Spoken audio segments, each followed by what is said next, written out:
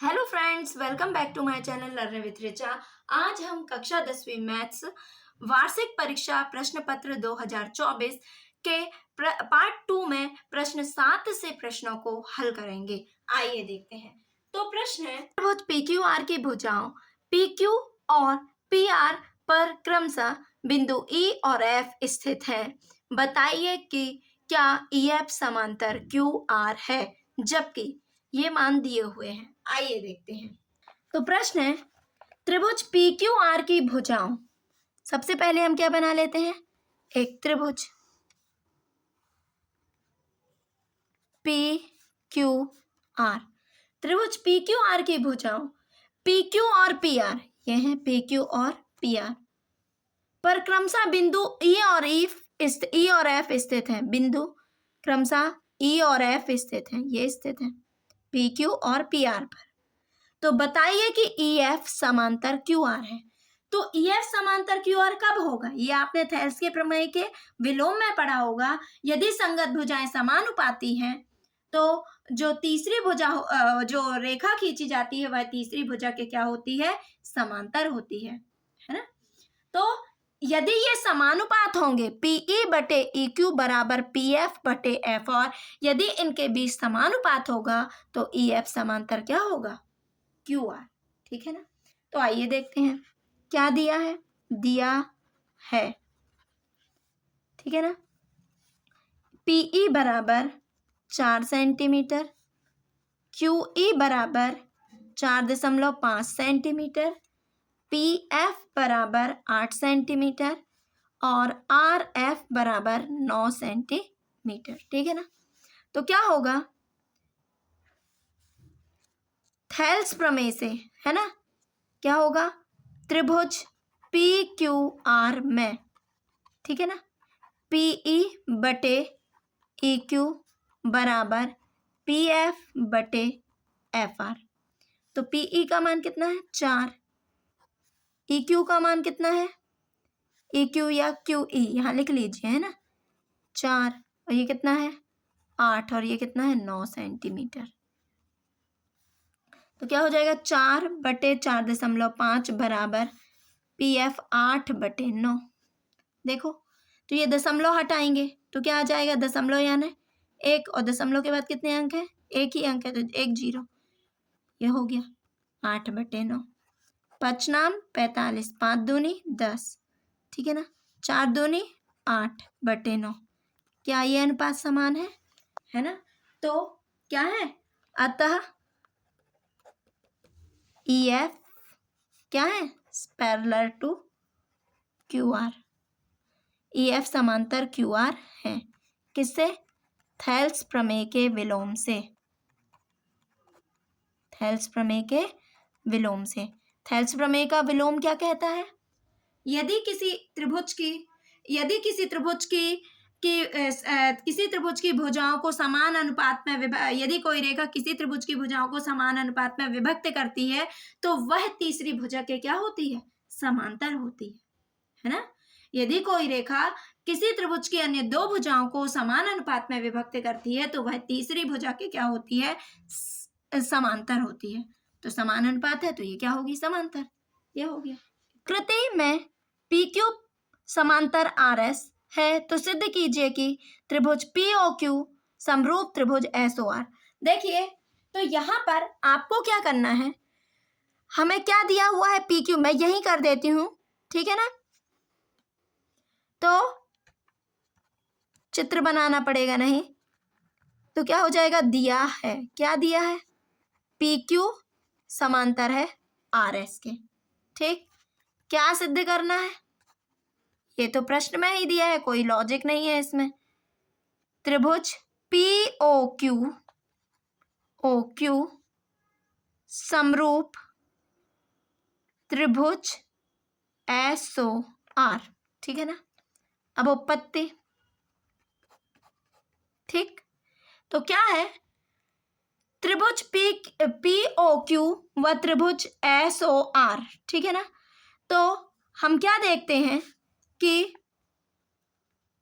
त्रिभुज POQ व त्रिभुज POR में, ठीक है ना, त्रिभुज POQ तथा POQ तथा त्रिभुज SOR में, SOR में, ठीक।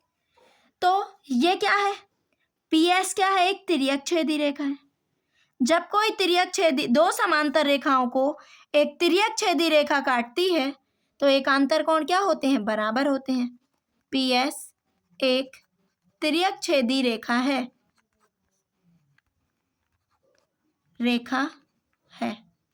और PQ समांतर क्या है, RS। PQ समांतर क्या है, RS। जब एक तिर्यक छेदी रेखा है, जब दो समांतर रेखाओं को एक तिर्यक छेदी रेखा काटती है तो एकांतर कोण क्या होते हैं, बराबर होते हैं। क्या होते हैं, बराबर।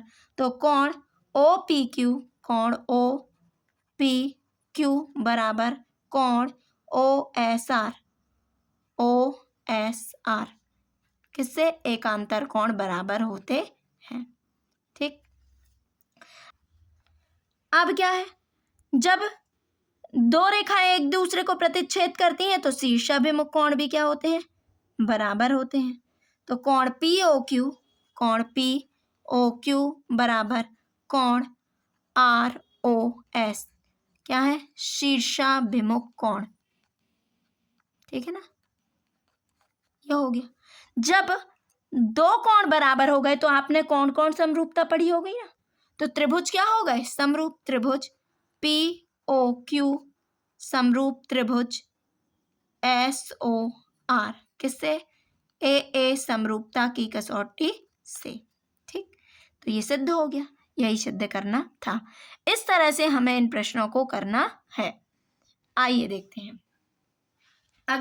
बिंदुओं ऋण 5, 7 और ऋण 1, 3 के बीच की दूरी ज्ञात कीजिए। तो आइए देखते हैं। ऋण 5, 7 है ना, तो हम क्या मान लेते हैं, माना कि A ऋण 5, 7, ठीक, क्या मान लेते हैं, x1 y1, पहला x1 कहलाएगा, दूसरा y1 कहलाएगा। B ऋण 1, 3 क्या हो जाएगा, x2 y2, x2 का मान ऋण 1, y2 का मान 3।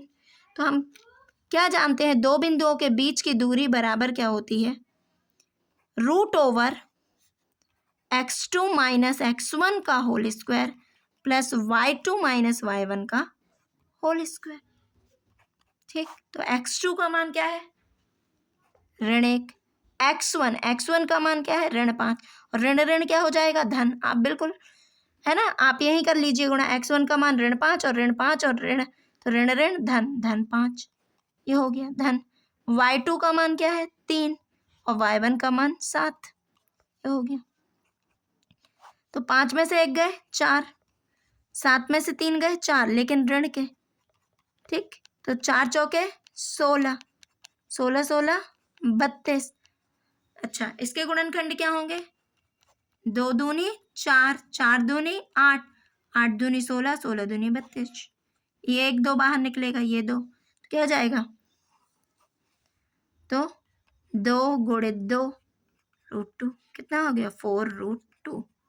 ये हो जाएगी दूरी। अगर नहीं आ रहा आपसे तो आप यहाँ तक भी कर सकते हैं। प्रश्न है, निर्धारित कीजिए कि क्या बिंदु 1, 5, 2, 3 और ऋण 2, ऋण 11 संरेखी हैं। तो किन बिंदुओं की बात हो रही है, क्या बोल रहा है वो, हम मान लेते हैं, माना कि A 1, 5, B 2, 3 व C ऋण 2, ऋण 11 है।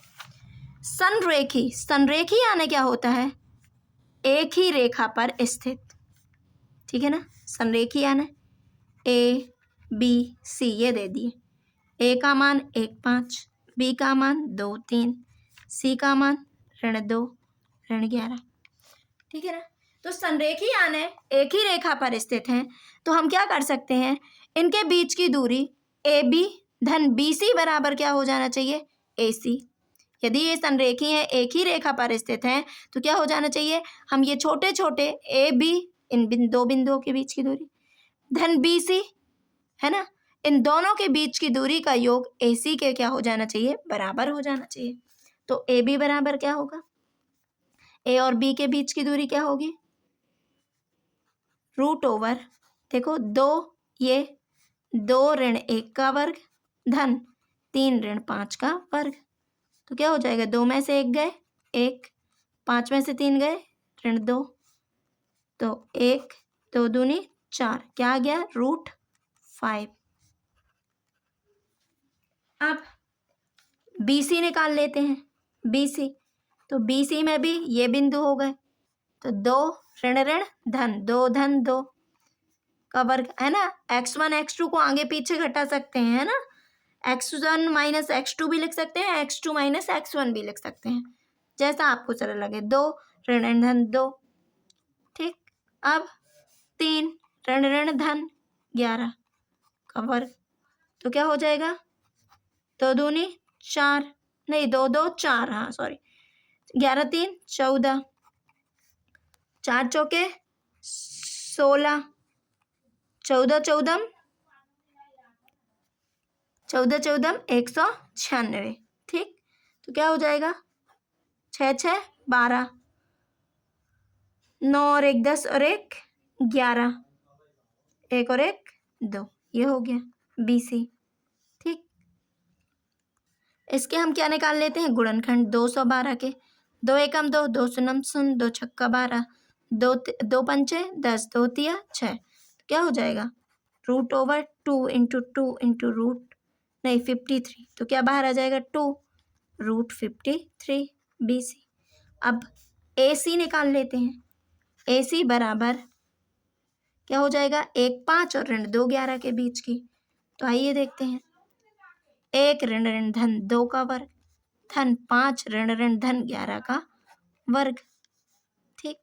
तो क्या हो जाएगा, 2 और 1 3, 3 का वर्ग, 11 5 16 का वर्ग, 3 तिरका 9, 16 16 256, तो AC, तो 56 में 9 9 6 15 की 5 हासिल 1, 5 और 1 6, 265, इसके भी निकाल लेते हैं गुणनखंड, तो क्या हो जाएगा, 3 से नहीं जाएगा, है ना, 5 से 55 25, 1 बचा, 5 दिया 15, 53 एकम 53, तो क्या हो जाएगा,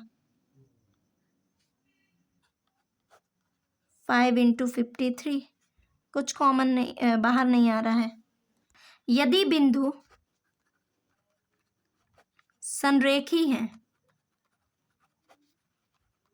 तो क्या होगा, AB धन BC बराबर AC, AB धन BC बराबर AC। AB का मान क्या है, रूट 5, BC का मान क्या आया है, 2 रूट 53, और इसका मान क्या आया है, 5 इंटू 53। क्या ये आपस में बराबर हैं, ये जुड़ेंगे भी नहीं, तो ये आपस में बराबर नहीं है, तो क्या हो जाएगा, अतः बिंदु 1 5 2 3 व ऋण 2 ऋण 11 संरेखी नहीं है। प्रश्न है, y का वह मान ज्ञात कीजिए जिसके लिए बिंदु P 2 ऋण 3 और Q 10 y के बीच की दूरी 10 है, ठीक है ना। तो आइए देखते हैं क्या दिया हुआ है। माना कि नहीं, हमें तो मानने की जरूरत ही नहीं है, दिया है, हाँ ऐसा मान सकते हैं। माना कि P 2 ऋण 3 x1 y1, Q 10 y x2 y2, ठीक। इन दोनों के बीच की दूरी कितनी दी हुई है, PQ बराबर 10 मात्र। तो दो बिंदुओं के बीच की दूरी क्या होगी, बराबर, ये पढ़ा है हमने, x2 माइनस x1 का whole square plus y2 minus y1 का होल स्क्वायर, ठीक। PQ का मान कितना है, 10, x2 x1 10 ऋण 2 का वर्ग धन y ऋण ऋण धन 3 का वर्ग, ये ऋण और इसका ऋण धन हो जाएगा, 10 में से 2 गए 8, 8 का वर्ग। अब ये a धन b का वर्ग y स्क्वायर प्लस, नहीं अभी इसको अपन नहीं तोड़ते हैं, इसको ऐसे ही रहने दो, y धन 3 का वर्ग। ठीक, तो क्या हो जाएगा, ये है 10। समीकरण के दोनों पक्षों का वर्ग करने पर, ठीक है ना, समीकरण 1 के दोनों पक्षों का वर्ग करने पर, ठीक, तो 10 का वर्ग बराबर 8 अठैया 64 धन y धन 3 का वर्ग, ये कर दिया वर्ग। तो अब ये क्या होगा, ये कैंसिल हो जाएगा। ठीक, तो 10 धाम 100, और ये क्या हो जाएगा, रूट कैंसिल हो जाएगा, अलग हो जाएगा, कट जाएगा, क्योंकि इसकी घात 1/2 है, ये तो आपसे आता होगा। y धन 3 का होल स्क्वायर, 100 ऋण 64, इस साइड आएगा धन का, ऋण का हो जाएगा y धन 3 का वर्ग। तो कितना बचेगा, 3 बचेंगे। ठीक है, 36 बराबर y धन 3 का होल स्क्वायर। ये किसका वर्ग होता है, 6 का, तो y धन 3 का होल स्क्वायर। घातें समान है तो आधार भी समान होंगे, स्क्वायर हट जाएगा, y धन 3, तो 6 इस साइड ही आएगा ऋण का, 6 में से 3 गए 3 बराबर y, तो y का मान कितना आ गया, 3। यही हमारा आंसर है। बिंदु ए के निर्देशांक ज्ञात कीजिए, जहां ए बी एक वृत्त का व्यास है जिसका केंद्र 2 ऋण 3 तथा बी के निर्देशांक 1 4 है। ये है एक वृत्त, सबसे पहले हमें क्या बनाना है, एक वृत्त बनाना है, ठीक है ना, जिसका केंद्र 2 ऋण 3, ए के निर्देशांक निकालना है, तो ए बी वृत्त का व्यास है। व्यास क्या कहलाता है, जो वृत्त के केंद्र से होकर जाए, ऐसी जीवा जो वृत्त के केंद्र से होकर जाती है, ठीक है ना। तो ए के निर्देशांक हमें नहीं पता, ठीक है, केंद्र के निर्देशांक 2 ऋण 3, ठीक, और बी के निर्देशांक 1 4, ठीक है ना। तो यहां हम ए को मान लेते हैं x1 y1, तो मध्य बिंदु का सूत्र क्या होता है, ये मध्य बिंदु के सूत्र से आ जाएगा, ठीक है ना। तो माना कि बिंदु ए के निर्देशांक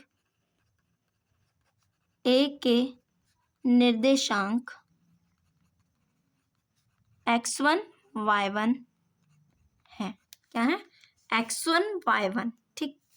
तो क्या हो जाएगा, बी को मान लेते हैं b 1 4 को x2 y2, ठीक, और इस o को मान लेते हैं, केंद्र o को, केंद्र o 2 ऋण 3 है, इसको मान लेते हैं x y, ठीक। तो क्या होता है, मध्य बिंदु के निर्देशांक, मध्य बिंदु के निर्देशांक सूत्र से क्या होता है, x बराबर x1 plus x2 upon 2। x का मान कितना है, 2, x1 का मान नहीं पता, x2 का मान 1/2, क्रॉस मल्टीप्लाई, 2 दूनी 4, x1 प्लस 1 4, इस साइड आएगा ऋण का 1 हो जाएगा, x1 4 में से 1 गए 3, x1 का मान क्या होगा, 3।